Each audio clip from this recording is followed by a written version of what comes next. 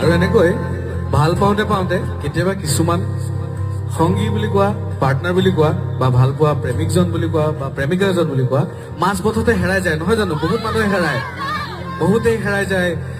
সেইটো ভুল পথ হওক, সঠিক পথ হওক, তোমাৰ কাৰণে ভুল হ'ব পাৰে, সঠিক হ'ব পাৰে, কিন্তু হেৰাই যায়। তেতিয়া কি কৰিব লাগে জানা? তেতিয়া সোধে বা সুধিব পাৰা, যদি হঠাৎ ধুমুহা আহে, তুমি বাৰু সাহস হবানে?